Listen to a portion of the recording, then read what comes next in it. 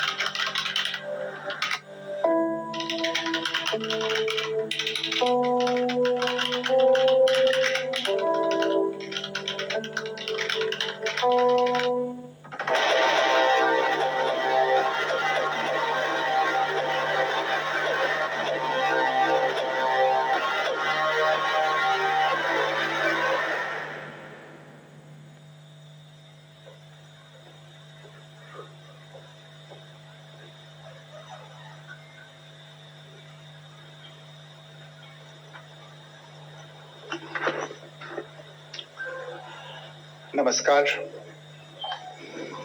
इस ब्रीफिंग में शामिल होने के लिए आप सभी का धन्यवाद। जैसा कि आप सभी जानते हैं, 22 अप्रैल 2025 को लश्कर तैयबा से संबंधित पाकिस्तानी और पाकिस्तान प्रशिक्षित आतंकवादियों ने भारत में जम्मू और कश्मीर के पहलगाम में भारतीय पर्यटकों पर बर्बरतापूर्ण हमला किया। 25 भारतीयों और एक नेपाली नागरिक को कायरतापूर्ण मौत के घाट उतार दिया गया। मुंबई के 26 नवंबर 2008 के हमलों के बाद यह भारत में हुई किसी आतंकवादी हमले में मारे गए आम नागरिकों की संख्या की दृष्टि से सबसे गंभीर घटना है। पहलगाम का हमला अत्यधिक बर्बरतापूर्ण था, जिसमें वहां मौजूद लोगों को करीब से और उनके परिवारों के सामने सिर पर गोली मारी गई। हत्या के इस तरीके से परिवार के सदस्यों को जानबूझकर आघात पहुंचाया गया। साथ ही उन्हें यह नसीहत भी दी गई कि वे वापस जाकर इस संदेश को पहुंचा दें। यह हमला स्पष्ट रूप से जम्मू और कश्मीर में बहाल हो रही सामान्य स्थिति को बाधित करने के उद्देश्य से किया गया था। क्योंकि पर्यटन फिर से अर्थव्यवस्था का मुख्य आधार बन रहा था, इस हमले का मुख्य उद्देश्य इसे प्रतिकूल रूप से प्रभावित करना था। पिछले वर्ष आप सभी जानते हैं, 2.25 करोड़ से अधिक पर्यटक कश्मीर आए थे। इस हमले का मुख्य उद्देश्य इसलिए संभवतः यह था कि इस संघ राज्य क्षेत्र में विकास और प्रगति को नुकसान पहुंचाकर इसे पिछड़ा बनाए रखा जाए और पाकिस्तान से लगातार होने वाले सीमा पार आतंकवाद के लिए उपजाऊ जमीन बनाने में सहायता की जाए। हमले का यह तरीका जम्मू और कश्मीर और शेष राष्ट्र दोनों में सांप्रदायिक दंगे भड़काने के उद्देश्य से भी प्रेरित था। इसका श्रेय सरकार और भारत के सभी नागरिकों को दिया जाना चाहिए कि इन प्रयासों को विफल कर दिया गया। एक समूह ने खुद को रेजिस्टेंस फ्रंट टीआरएफ कहते हुए इस हमले की जिम्मेदारी ली है। यह समूह संयुक्त राष्ट्र द्वारा प्रतिबंधित पाकिस्तानी आतंकवादी समूह लश्कर ए तैयबा से जुड़ा हुआ है। यह उल्लेखनीय है कि भारत ने मई और नवंबर 2024 में संयुक्त राष्ट्र की 1267 कमेटी की सैंक्शंस मॉनिटरिंग टीम को अर्धवार्षिक रिपोर्ट प्रस्तुत की थी, जिसमें टीआरएफ के बारे में साफ इनपुट दिए गए थे। इससे पाकिस्तान स्थित आतंकवादी समूहों के लिए कवर के रूप में टीआरएफ की भूमिका सामने आई थी। इससे पहले भी दिसंबर 2023 में भारत ने इस टीम को लश्कर ए तैयबा और जैश ए मोहम्मद के बारे में सूचित किया था, जो टीआरएफ जैसे छोटे आतंकवादी समूहों के माध्यम से अपनी गतिविधियों को संचालित कर रहे हैं। इस संबंध में 25 अप्रैल को यूएन सिक्योरिटी काउंसिल प्रेस वक्तव्य में टीआरएफ के संदर्भ को हटाने के लिए पाकिस्तान के दबाव पर भी ध्यान दिया जाना चाहिए। पहलगाम आतंकवादी हमले की जांच से पाकिस्तान के साथ आतंकवादियों के संपर्क उजागर हुए हैं। रेजिस्टेंस फ्रंट द्वारा किए गए दावे और लश्कर ए तैयबा से ज्ञात सोशल मीडिया हैंडल द्वारा इसको रीपोस्ट किया जाना इसकी पुष्टि करता है। चश्मदीद गवाहों और विभिन्न जांच एजेंसियों को उपलब्ध अन्य सूचनाओं के आधार पर हमलावरों की पहचान भी हुई है। हमारी इंटेलिजेंस ने इस टीम के योजनाकारों और उनके समर्थकों की जानकारी जुटाई है। इस हमले की रूपरेखा भारत में सीमा पार आतंकवाद को अंजाम देने के पाकिस्तान के लंबे ट्रैक रिकॉर्ड से भी जुड़ी हुई है, जिसके लिखित और स्पष्ट दस्तावेज उपलब्ध हैं। पाकिस्तान दुनिया भर में आतंकवादियों के लिए एक शरण स्थल के रूप में पहचान बना चुका है। यहाँ अंतर्राष्ट्रीय स्तर पर प्रतिबंधित आतंकवादी सजा पाने से बचे रहते हैं। इसके अलावा पाकिस्तान ने इस मुद्दे पर विश्व और फाइनेंशियल एक्शन टास्क फोर्स जैसे अंतर्राष्ट्रीय मंचों को जानबूझकर गुमराह करने के लिए भी जाना जाता है। साजिद मीर का मामला, जिसमें इस आतंकवादी को पाकिस्तान ने मृत घोषित कर दिया था और फिर अंतर्राष्ट्रीय दबाव के परिणाम स्वरूप वो जीवित पाया गया, इसका सबसे स्पष्ट उदाहरण है। यह स्वाभाविक है कि पहलगाम में हुए इस हमले से जम्मू और कश्मीर के साथ साथ भारत के अन्य भागों में भी आक्रोश देखा गया। हमलों के बाद भारत सरकार ने स्वाभाविक रूप से पाकिस्तान के साथ संबंधों को लेकर कुछ कदम उठाए। आप सभी उन निर्णयों से अवगत हैं जिसकी घोषणा 23 अप्रैल को की गई थी। तथापि यह आवश्यक समझा गया कि 22 अप्रैल के हमले के अपराधियों और उनके योजनाकारों को न्याय के कटघरे में लाया जाए।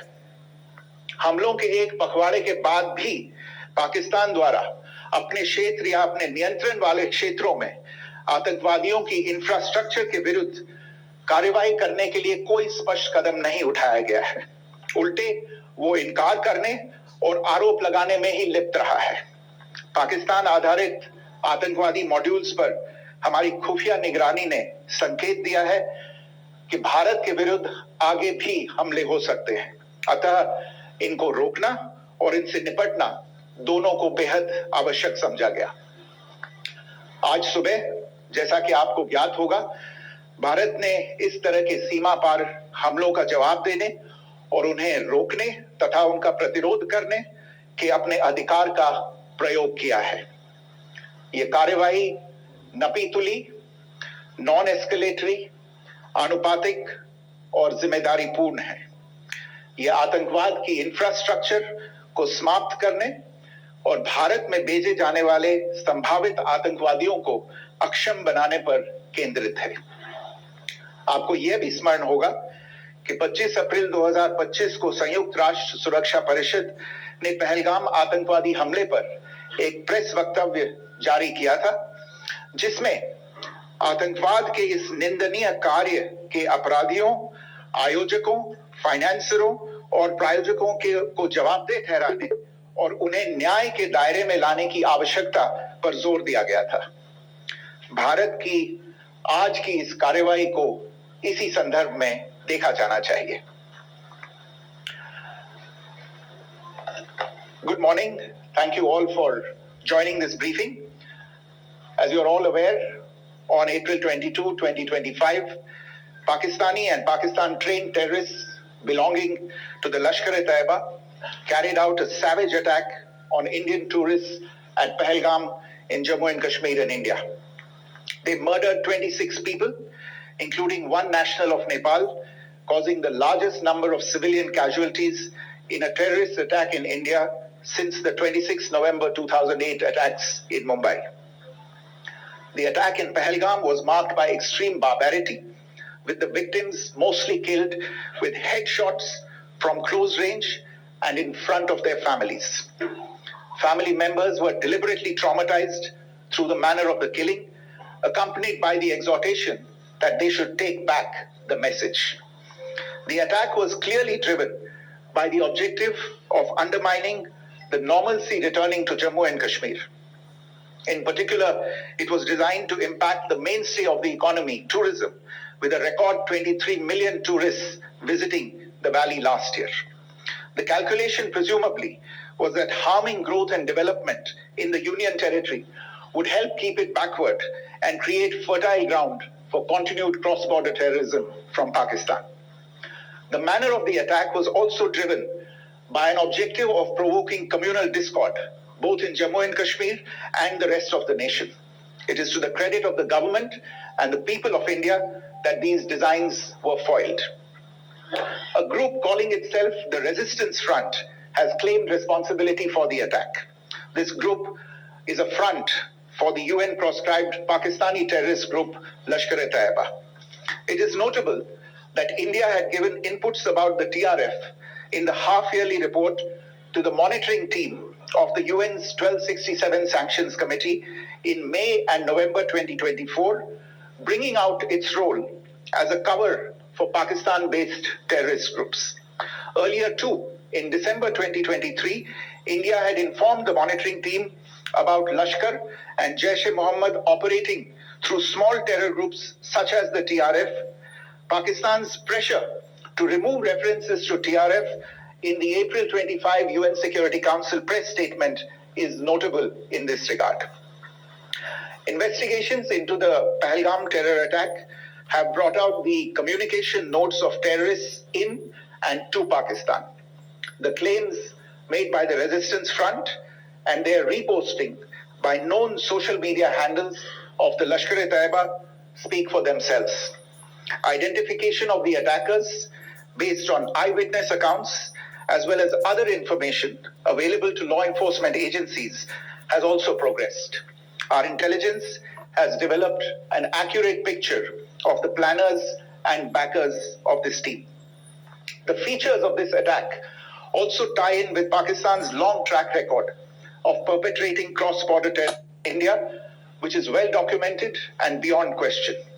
Pakistan also has a well-deserved reputation as a haven for terrorists from around the world, with internationally proscribed terrorists enjoying impunity there. In addition, Pakistan has been known to willfully mislead the world and international forums such as the Financial Action Task Force on this issue. The Sajid Mir case, in which this terrorist was declared dead and then, in response to international pressure, brought back to life, found alive and arrested, is the most glaring example. The latest attack in Pahalgam has understandably generated deep anger in Jammu and Kashmir and in other parts of India. Following the attacks, the government of India naturally responded with a set of initial measures relating to our engagement with Pakistan. You're all aware of the decisions that were announced on the 23rd of April. However, it was deemed essential that the perpetrators and planners of the 22nd April attack be brought to justice.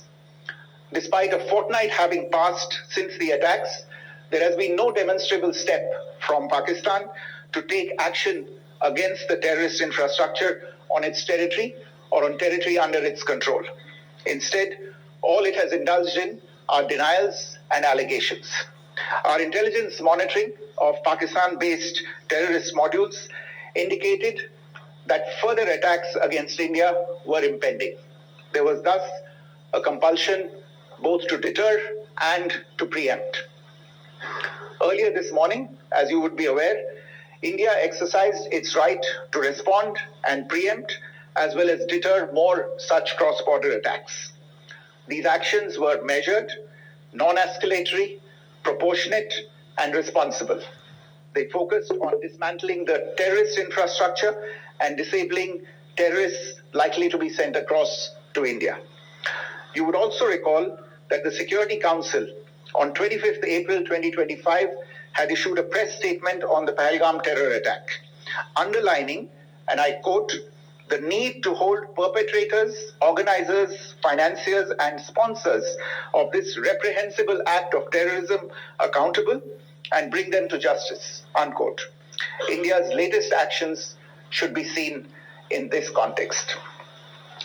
Joining me for this briefing on our actions earlier this morning are Colonel Sophia Qureshi and Wing Commander Vyomika Singh.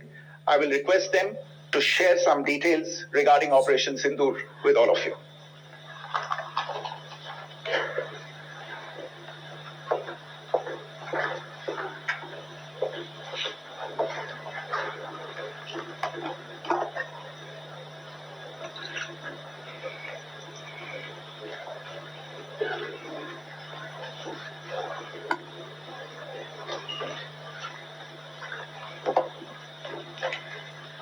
सुप्रभात देवियों और सज्जनों, मैं colonel Sophia Qureshi और मेरे साथ wing commander Vyomika Singh आज आपको 6 से 7 मई 2025 की रात 1:05 से 1:30 बजे के बीच भारतीय सशस्त्र बलों द्वारा अंजाम दिए गए ऑपरेशन सिंदूर के बारे में जानकारी देंगे। ऑपरेशन सिंदूर 22 अप्रैल को पहलगाम में हुए विभत्स आतंकवादी हमले के शिकार मासूम नागरिकों व उनके परिवारों को न्याय देने के लिए लॉन्च किया गया था। इस कार्रवाई में 9 टेररिस्ट कैंप्स को टारगेट किया गया और पूरी तरह से इसे बर्बाद किया गया। पाकिस्तान में पिछले 3 दशकों से टेरर इंफ्रास्ट्रक्चर का निर्माण हो रहा है।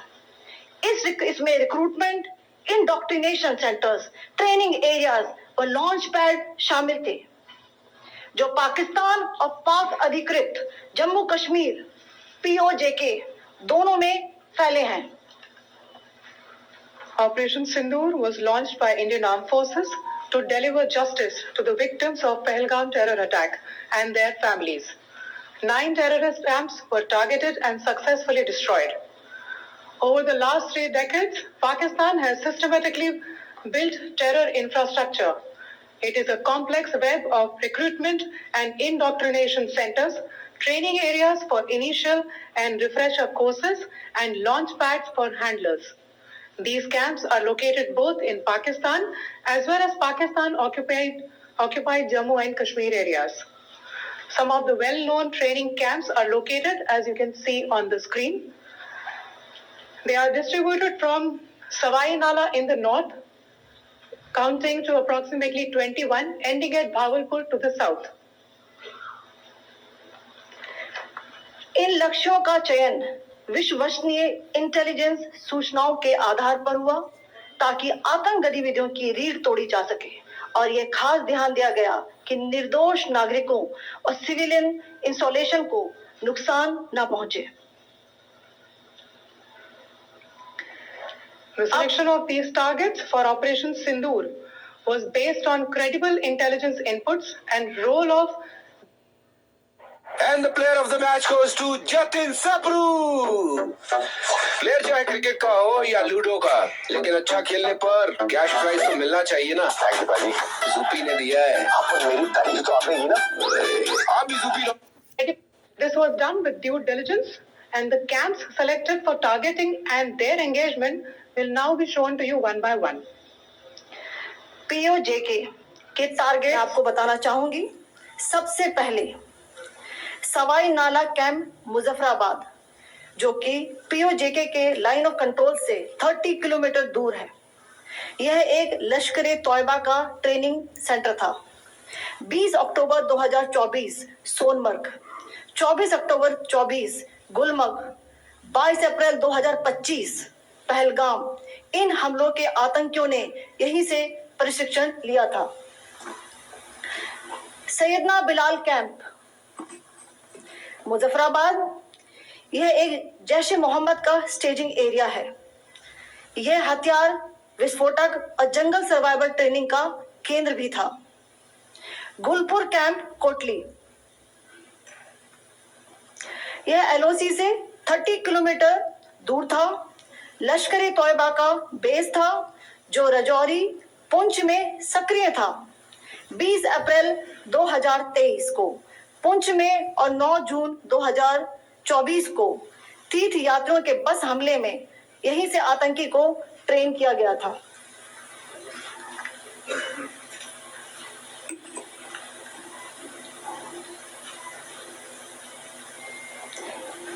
बरनाला कैंप बिंबर, यह एलओसी से 9 किलोमीटर दूर है। यहाँ पर हथियार, हैंडलिंग, आईईडी व जंगल सर्वाइवल का प्रशिक्षण केंद्र था। अब्बास कैंप कोटली,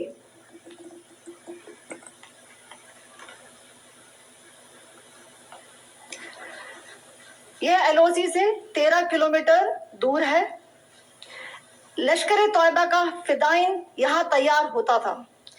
इसकी कैपेसिटी 15 टेररिस्ट को ट्रेन करने की थी।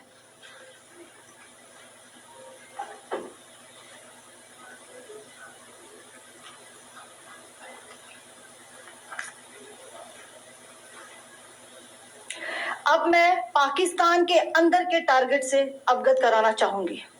पहला, सर्जल कैंप सियालकोट, यह अंतरराष्ट्रीय सीमा से 6 किलोमीटर की दूरी पर है, साबा कटवा के सामने।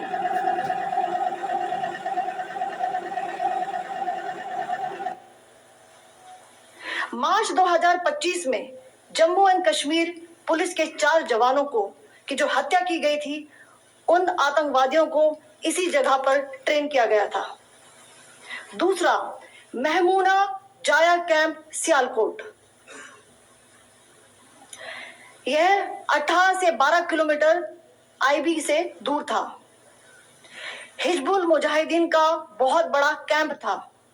यह कठुआ जम्मू क्षेत्र में आतंक फैलाने का नियंत्रण केंद्र था।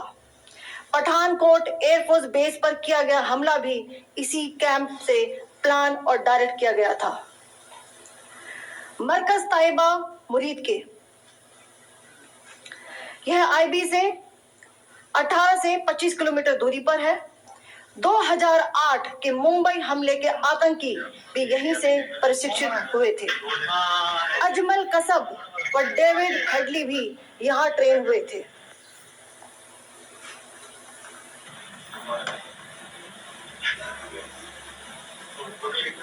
आगे दूसरा आया।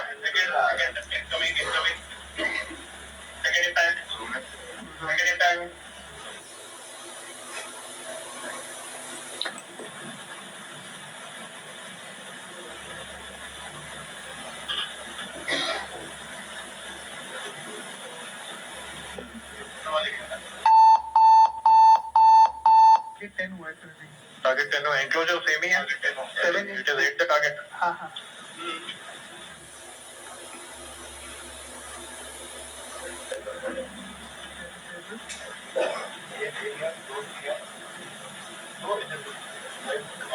इंफो आ गया सर। इनफैक्ट ओके देखो